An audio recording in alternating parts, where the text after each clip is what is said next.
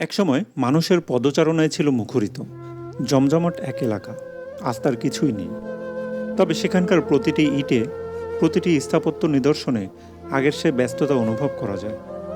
ঢাকার অদূরে নারায়ণগঞ্জ, যেখানে প্রায় 450 বছর আগে রচিত হয়েছিল বাংলার বিখ্যাত 12 ভূঁইয়াদের ইতিহাস। এই 12 ভূঁইয়াদের অন্যতম ছিলেন ঈশা খাঁ। কেমন ছিল তার রাজধানী?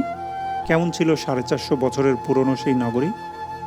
হ্যাঁ বন্ধুরা, সম্প্রতি এমন সব প্রশ্ন সাথে নিয়েই ঘুরে এলাম বাংলার প্রথম রাজধানী এবং ওয়ার্ল্ড মনুমেন্ট ফান্ডের তালিকায় পৃথিবীর 100টি ধ্বংসপ্রায় ঐতিহাসিক শহরের একটি পানাম নগর বা পানাম সিটি থেকে।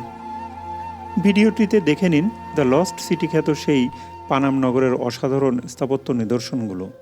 ভালো লাগলে লাইক করবেন, সাবস্ক্রাইব করে পাশে থাকবেন। ঢাকায় থাকার সুবাদে পানামনগর ভ্রমণে আমাকে তেমন কোনো প্রস্তুতি নিতেই হয়নি। চটজলদি বেরিয়ে পড়লাম। আর শনিবার হওয়ায় রাস্তাও মোটামুটি ফাঁকাই ছিল। পানাম সিটি যাওয়ার জন্য গুলিস্তান থেকে বোরাক, স্বদেশ, দোয়েল সহ বেশ কয়েকটি পরিবহন রয়েছে। এসি নন এসি ভেদে বাসের ভাড়া জনপ্রতি 60 থেকে 100 টাকার মধ্যে। যাত্রাবাড়ি এলাকায় বসবাসের কারণে আমি শনিরাখড়া থেকে বাসে উঠলাম। শনিরাখড়া থেকে মোগরাপাড়া পর্যন্ত ভাড়া নিল 40 টাকা। দুপুর 12:30টায় শনিয়াখড়া থেকে রওনা হয়ে 1টার দিকে মোগরাপাড়া বাস স্ট্যান্ডে পৌঁছে গেলাম। আপনারা চাইলে মোগরাপাড়া স্ট্যান্ডের আগে চৈতি গার্মেন্টসের সামনে নামতে পারেন। এখান থেকেও অটোরিকশা করে সোজা পানামনগরে যেতে পারবেন। বাস থেকে নামলেই চোখে পড়বে সিএনজি এবং ব্যাটারি চালিত অটোরিকশা সারি ধরে দাঁড়িয়ে আছে। মোগরাপাড়া বাস স্ট্যান্ড থেকে পানামনগরের দূরত্ব প্রায় 2 কিলোমিটার। লোকালভাবে গেলে জনপ্রতি ভাড়া পড়বে মাত্র 10 টাকা করে, আর রিজার্ভ করে নিয়ে গেলে 30 থেকে 60 টাকার ভিতরে যেতে পারবেন। আপনি চাইলে রিক্সা করেও যেতে পারেন, ভাড়া পড়বে 30 থেকে 40 টাকা, তবে অবশ্যই দামাদামি করে নেবেন। অটোরিকশায় ওঠার 10 মিনিটের মধ্যেই হাতের ডানে দেখা পেলাম সোনারগাঁও লোকশিল্প জাদুঘর। আরও 2-3 মিনিট পরে চলে এলাম পানাম সিটি। রাস্তা থেকেই আপনি দেখতে পাবেন ধ্বংসপ্রাপ্ত পানামের ভবনগুলো, যেন হাতছানি দিয়ে আপনাকেই ডাকছে। এক অদ্ভুত অনুভূতি। নগরের ভিতরে প্রবেশের জন্য ছোট্ট একটি লোহার গেট রয়েছে। গেট দিয়ে প্রবেশ করার পর কিছুটা হেঁটে সামনে গেলে বাঁদিকেই রয়েছে টিকিট কাউন্টার। কাউন্টারের পাশেই বালু সিমেন্ট দিয়ে একটা বড় বইয়ের স্তম্ভে বাংলা এবং ইংরেজিতে পানাম নগর সম্পর্কে সংক্ষেপে কিছু বর্ণনা রয়েছে। একটু সময় নিয়ে পড়ে ফেলতে পারেন। এদেশের নাগরিকদের পানাম নগরে প্রবেশের জন্য টিকিট কাটতে হবে মাত্র 20 টাকায়, কিন্তু সার্কভুক্ত দেশের নাগরিকদের জন্য সেটা 100 টাকা এবং অন্যান্য দেশের নাগরিকদের দিতে হবে 300 টাকা। বাংলাদেশিদের কাছে দ্য লস্ট সিটি বা হারানো নগর হিসেবে সুপরিচিত এই পানাম নগরীতে পা রেখে নিজেই যেন হারিয়ে গেলাম 450 বছর আগের কোনো এক কল্পলোকের অতলে। নগরে ঢুকেই আপনার চোখে পড়বে একটি সরু চিকন রাস্তার দুধারে সারি সারি পুরনো দালান। দালানগুলো কোনোটা 1 তলা বা 2 তলা, আবার কোনোটা 3 তলা বিশিষ্ট। বাড়িগুলোর স্থাপত্যশৈলী দেখেই বুঝতে পারবেন যে এখানে ধনী শ্রেণীর লোকেরা বসবাস করতেন। পানাম সিটির বাড়িগুলোতে মোঘল ও গ্রিক স্থাপত্যশৈলীর মিশ্রণ দেখা যায় এবং প্রত্যেকটি বাড়িতেই সুন্দর কারুকাজ করা। বাড়িগুলোতে ঢালাই লোহার তৈরি ব্র্যাকেট ব্যবহার লক্ষণীয়। তাছাড়া জানলায় ব্যবহার করা হয়েছে লোহার গ্রিল, ইউরোপে ব্যবহৃত কাস্ট আয়রনের কাজ। মেঝেতে লাল, সাদা, কালো মোজাইকের কারুকাজও লক্ষ্য করা যায়। ঐতিহাসিক সূত্রে জানা যায় পানামে প্রায় 90টা পরিবারের বসবাস ছিল, যার মধ্যে সড়কের উত্তর পাশে 31টি এবং দক্ষিণ পাশে 21টি বাড়ি নিয়ে মোট 52টি বাড়ি বিশেষভাবে উল্লেখযোগ্য। যদিও এখন আর মাত্র 40টি বাড়ি অবশিষ্ট রয়েছে। তাছাড়া আরও রয়েছে মসজিদ, মন্দির, গির্জা, মঠ, চিত্রশালা, খাজাঞ্চিখানা, গোসলখানা, নাচঘর, পান্থশালা, দরবার কক্ষ, গুপ্তপথ, বিচারালয়, পুরনো জাদুঘর এবং 450 বছরের পুরনো টাকশাল বাড়ি।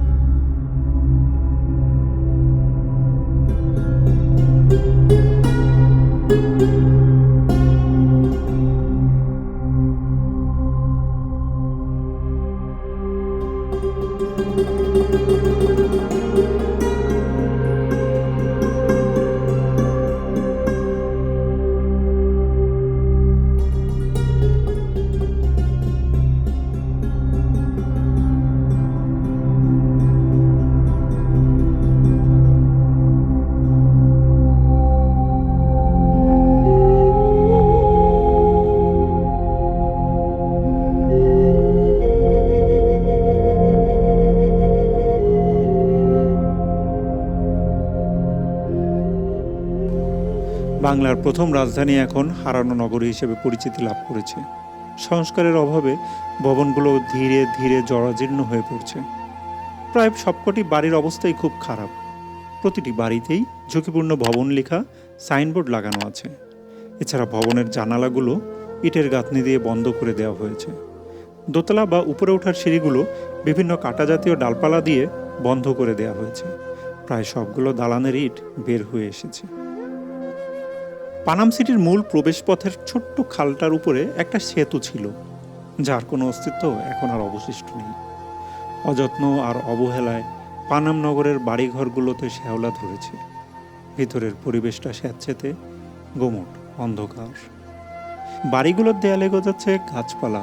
অনেক বাড়ির ভিতরে ঢুকে গেছে গাছের শিকড় বাকড়। চুরি হয়ে যাচ্ছে কড়িকাঠ ও তক্তা। ফলে বিভিন্ন সময় বাড়িগুলোর ছাদ ধসে পড়ছে, ভেঙে পড়ছে বাড়ির সিঁড়ি ও দেয়াল। অনেক বাড়ির সিরামিক টালির কাজে ভাঙন ধরেছে। এমনকি 2005 সালে দুটি বাড়ি তো সম্পূর্ণরূপে ভেঙেই পড়ে। বাংলার প্রথম রাজধানী এখন ধ্বংসের পথে। আর কিছু বছর পর হয়তো এই পানাম সিটির কোনো চিহ্নই খুঁজে পাওয়া যাবে না। পানামের শুরুটা কিন্তু এমন ছিল না। বাংলায় প্রথম স্বাধীন মুসলিম সালতানাতের প্রতিষ্ঠাতা ফখরুদ্দিন মোবারক শাহ 1338 সালে সুবর্ণগ্রামকে বাংলার রাজধানী হিসেবে ঘোষণা করেন। পরবর্তীতে এই সুবর্ণগ্রামই সোনারগাঁ হিসেবে পরিচিতি লাভ করে। সে সময় থেকে এই এলাকায় রমরমা বসতি গড়ে উঠেছিল বলে ধারণা করা হলেও 15 শতকে বারোভূঁইয়ার অন্যতম ইশাখা তার রাজধানী হিসেবে পানাম নগরের গোড়াপত্তনের পর থেকেই এই এলাকা বিশেষভাবে গুরুত্ব পেতে শুরু করে।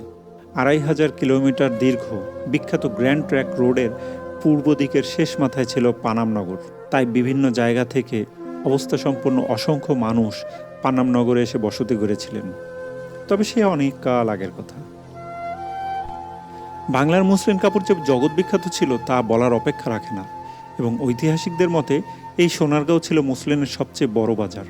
17 শতকের শুরুর দিকে ঢাকাকে বাংলার রাজধানী করা হলে ধীরে ধীরে সোনারগাঁও তার জৌলুস হারাতে থাকে এবং চারিদিকে পরিবেষ্টিত ব্রহ্মপুত্র ও শীতলক্ষ্যা নদীর প্রচণ্ড বন্যায় ক্রমে জনবসতি শূন্য হয়ে পড়ে।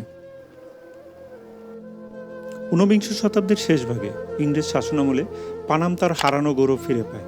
ইংরেজদের নীল বাণিজ্যের কথা আপনাদের নিশ্চয়ই মনে আছে।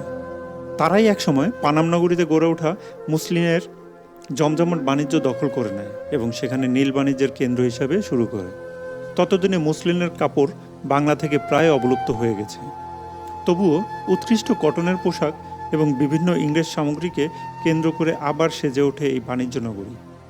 বলাই বাহুল্য, এই সময়ে শহরটা নতুনভাবে নির্মিত হয়েছে হিন্দু বণিক ও ব্যবসায়ীদের হাতে। দুর্ভাগ্যবশত পানাম নগরের এই পুনরুত্থানও বেশি দিন স্থায়ী হয়নি। 47 দেশভাগের পরবর্তীকালে বিভিন্ন সময়ে হিন্দু মুসলিম দাঙ্গার কারণে পানাম ধীরে ধীরে জনমানবহীন হতে শুরু করে। কফিনের শেষ পেরেক পড়ে যায় 1965 সালে ইন্দো পাক যুদ্ধ শুরু হলে। প্রায় সমস্ত হিন্দু ব্যবসায়ী এই সময় নিজেদের ঘরবাড়ি ছেড়ে ভারত চলে যায়। পানাম এক পরিত্যক্ত শহরে পরিণত হয়। সেই শুরু। তারপর থেকে আর জেগে ওঠেনি পানাম। সব কিছুরই শেষ আছে। ঐতিহ্য আর সংস্কৃতি মণ্ডিত পানাম নগরও দেখেছে তার শেষ। নানান সমস্যা এবং পরিবর্তিত অবস্থায় যখন অনেক ধনী অবস্থা সম্পন্ন বণিকেরা পানাম নগর ছাড়তে শুরু করলেন, পানাম নগরের শেষটা যেন লেখা হয়ে গিয়েছিল তখনই। মূল বাসিন্দাদের অবর্তমানে বাড়িগুলো অযত্নে ক্রমশ ক্ষয়ে যেতে থাকে। যে নীল আর মসলিন একসময় জমজমাট করে তুলেছিল পানাম নগরকে, সেগুলোর অনুপস্থিতি ধীরে ধীরে একে করে তুলল এক ভুতুরে নগরী, এক জমজমাট এলাকার কি করুণ পরিণতি। মৃত্যুর খপ্পরে জীবন্ত থাকার চেষ্টা চালিয়ে যাওয়া বিপন্ন এক নগরী পানাম নগরী। পানাম নগরীতে ঢুকলেই আপনার ভিতরে অদ্ভুত এক অনুভূতি কাজ করবে। ভিতরটা বেশ খা খা করে উঠবে। কাদের এত সুন্দর আয়োজন?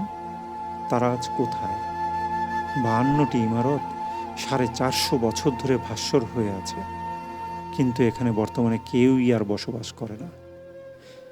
কয়েক হাজার দিন পার হয়েছে, সন্ধ্যাবেলায় ভবনগুলোয় আর আলো জ্বলে না।